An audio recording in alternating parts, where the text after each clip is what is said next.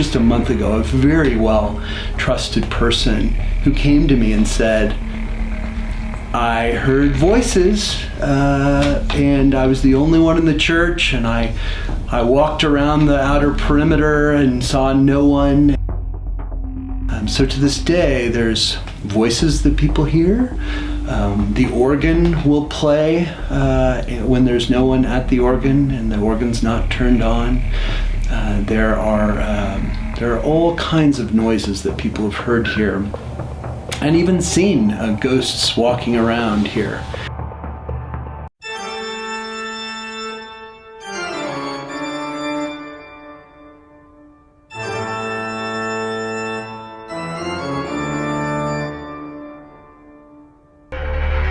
So welcome everyone. My name is Rick Veit, or the Reverend Rick Veit. I'm the rector at St. Mark's Episcopal Church. Glad you're here. Come on in and we'll see some more inside this old building.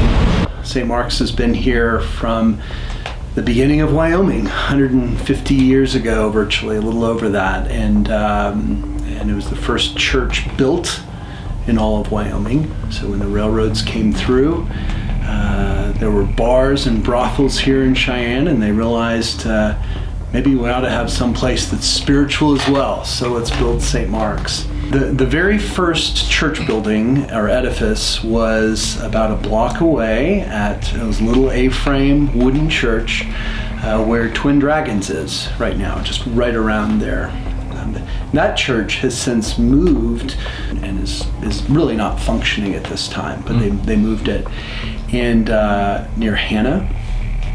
So the new church, the quote new church, where we are now, was built in 1885 and 86, and that's when they built the sanctuary off of the designs of a church outside of London that was built in 1080 AD. The tower was built just after the turn of the century in the early 1900s, so about 15 years after the original church was built. The basic idea of a tower was really to give glory to God, to reach up to the heavens and remind people that we're connected with heaven, really. So you've got the beautiful church structure and you've got this tower that's reaching up. So when they built it, and you'll see it, I mean, there's a little circular staircase going up, and to get to the staircase you got to go under the altar. I mean, it's really a great walk. When you get up there, there's a little study that was probably the rector's study, and then above that room is where all the bells are. So, I'm going to ring a few of these bells now.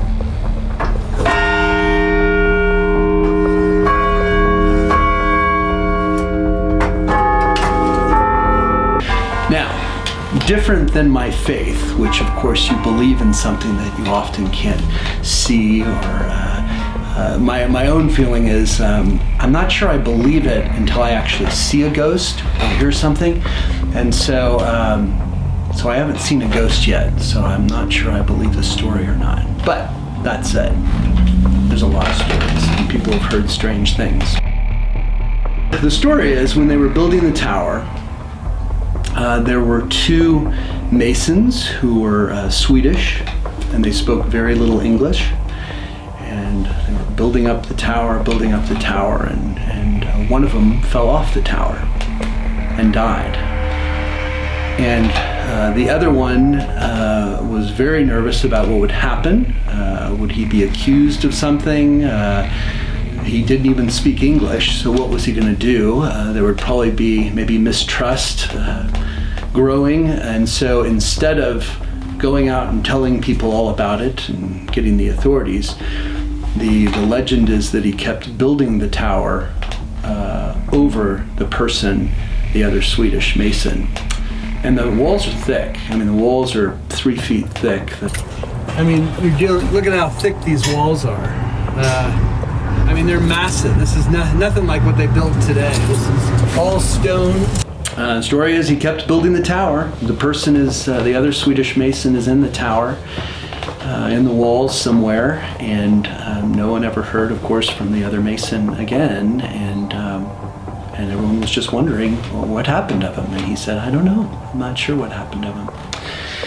Since that time, as I just recently shared, there have been stories of either people walking around here that aren't actually people, sounds that occur, people's voices, the organ playing, and the legend is that the ghost of this Swedish Mason is still around and haunting the church.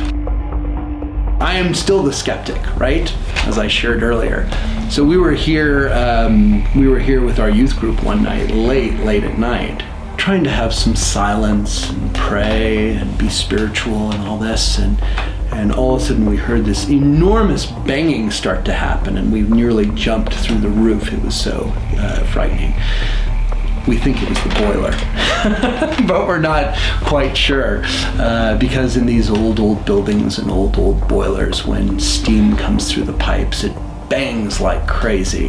It's kind of exciting, actually, to be in the church during that time. But so anyway, that's the storyline of where we're at today. I still have yet to see the ghost, though. I'd really like to see him, actually. But